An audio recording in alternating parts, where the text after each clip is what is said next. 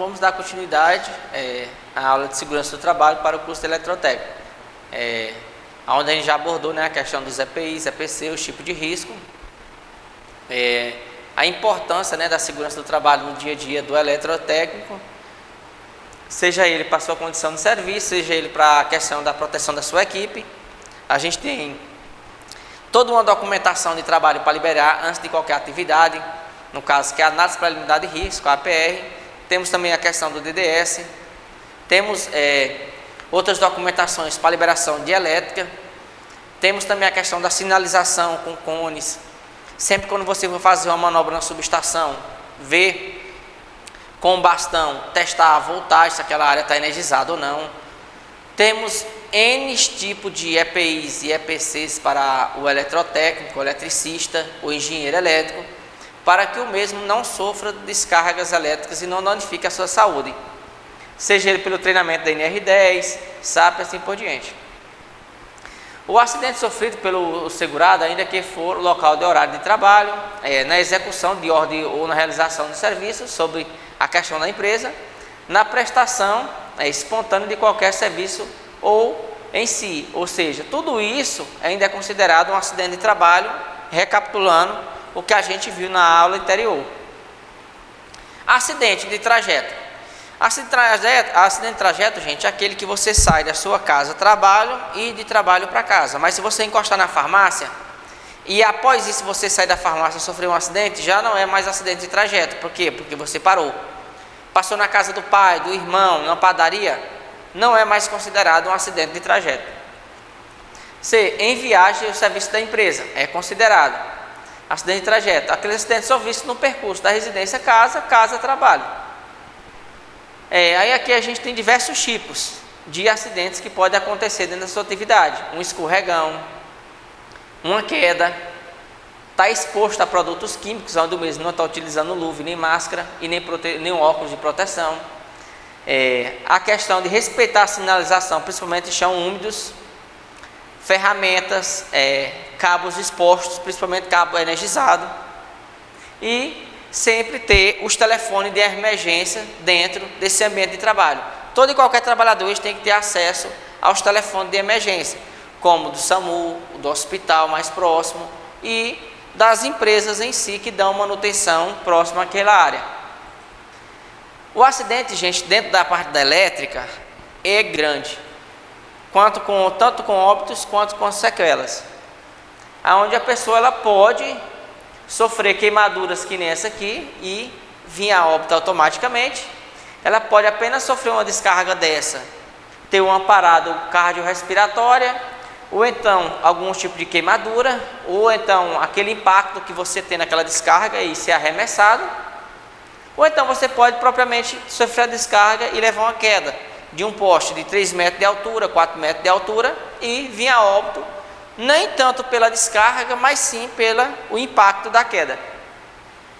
CAT, que é a comunicação de acidente do trabalho. Gente, esse aqui é o documento que vai ser emitido após um acidente do trabalho. A gente tem que ter 6 vias: a do INSS, a da empresa, segurado dependente, no caso para a esposa ou para a família, para poder dar entrada no seguro, sindicato, a Caixa de Trabalho, do SUS e da Delegacia do Trabalho.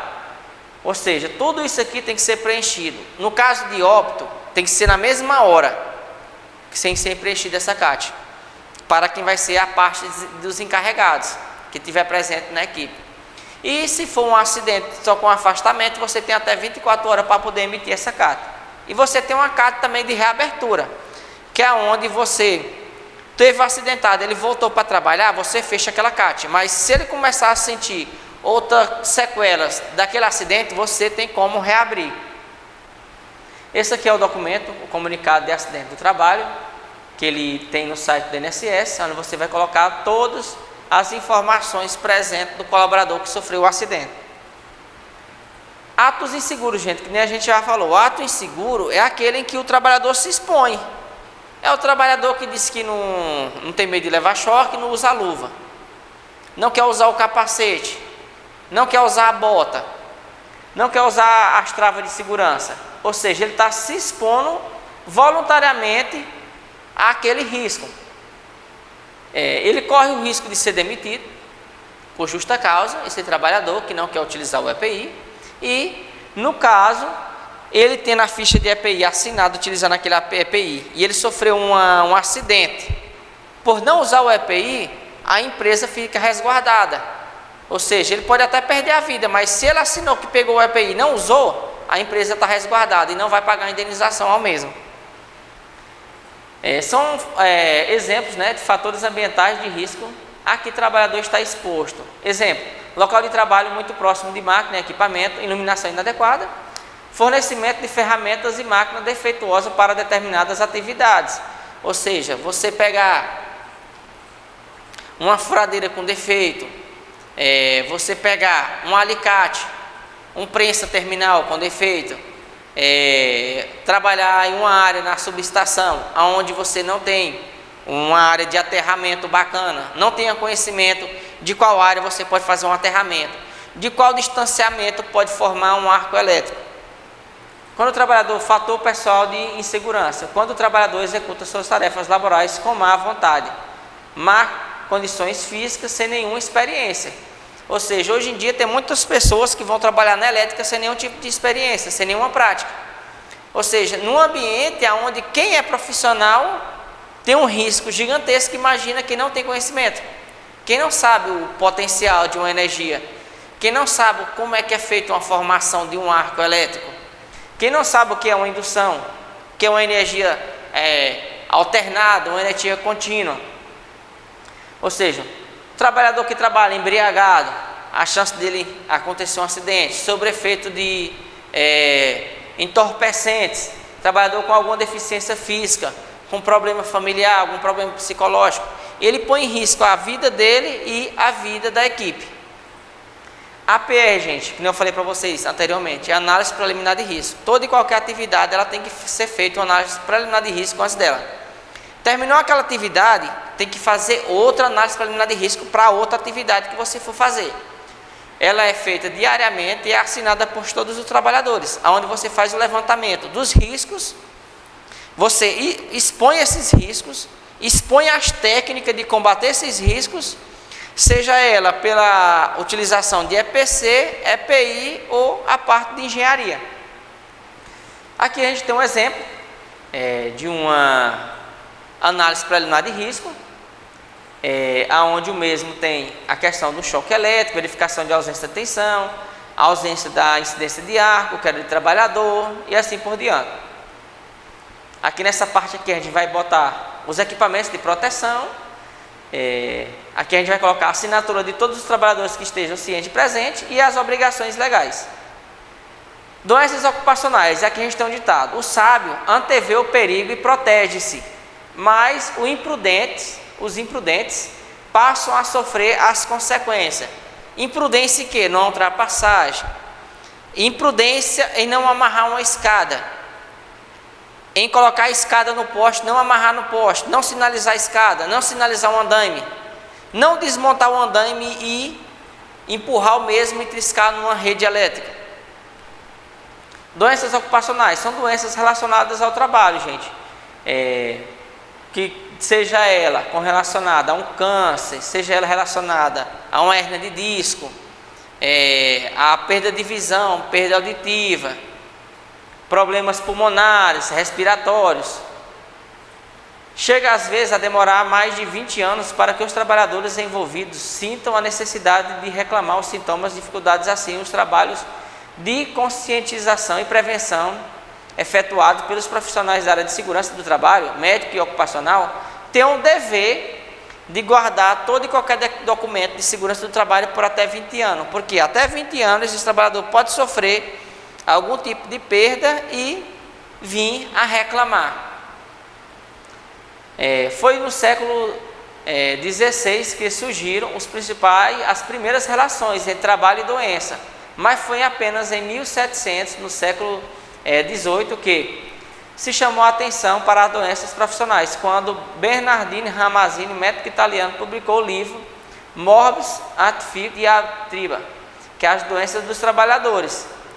Ou seja, esse livro até hoje ele é utilizado como fonte de pesquisa relacionada, onde ele mesmo relatou N tipos de doenças relacionadas ao trabalho.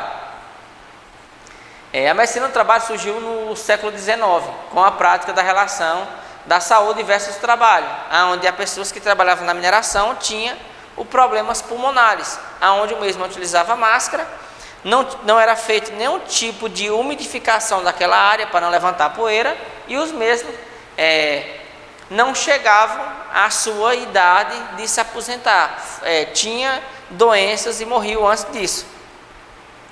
A saúde do trabalhador pode ser compreendido como um modelo participativo, detido de técnicas envolvidas às abordagens em si, no qual o trabalhador está sujeito a ações, participando das avaliações e das mudanças, do processo de organização do trabalho, através do SESMIT, através da CIPA, que é a Comissão Interna de Prevenção de Acidentes, onde a gente tem uma pessoa do empregador e do empregado ali trabalhando junto para melhorias.